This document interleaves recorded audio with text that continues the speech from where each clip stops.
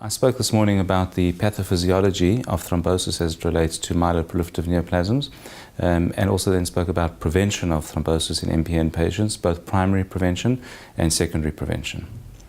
In the section on pathophysiology, I emphasized the cardinal role that the JAK2 V617F mutation has in thrombosis, and I emphasized that this is really demonstrated nicely in a number of studies, including perhaps one very important study in a mouse model in which the mutation was knocked into the mouse on a conditional basis,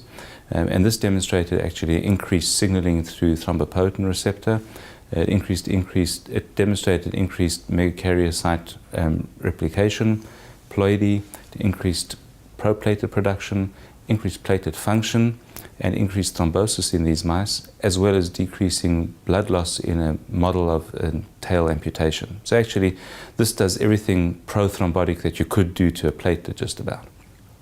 I then also went on to discuss the fact that JAK2 mutations are present in older individuals in what's called now CHIP, or clonal hematopoiesis of indeterminate potential.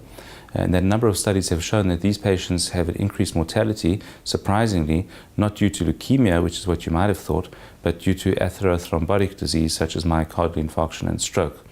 And here the subgroup of patients with a JAK mutation has a hazard ratio of 12 compared to patients without these mutations. So this again suggests that JAK2 is a really important driver of thrombosis in these patients.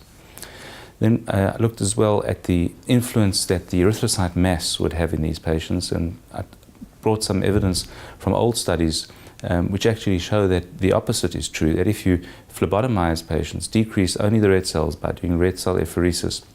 you increase bleeding time. So this is the corollary of having a high hematocrit, and I then went on to show some data that we've started collecting using rotational thromboelastograms,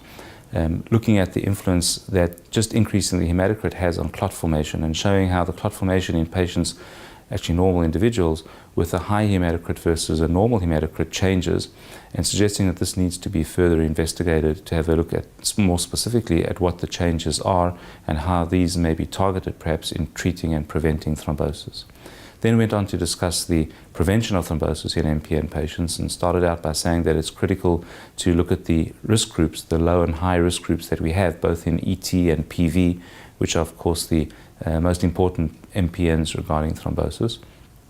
And discussing the classical risk stratification that we have for both of these diseases, looking at patients that are either older or younger than 60 years, and patients that have or have not had a thrombosis in their history. And then sort of saying that this is a bit of an oversimplification, because we are now aware of many other risk factors for thrombosis that can help us categorize patients as being at a high or low risk. Once more, the JAK2 mutation comes into play, leukocytosis, as we know from the cyto-PV sub-studies that have been done, and potentially a variety of other features that we can look at in our patients to better categorize them or stratify them into low or high risk.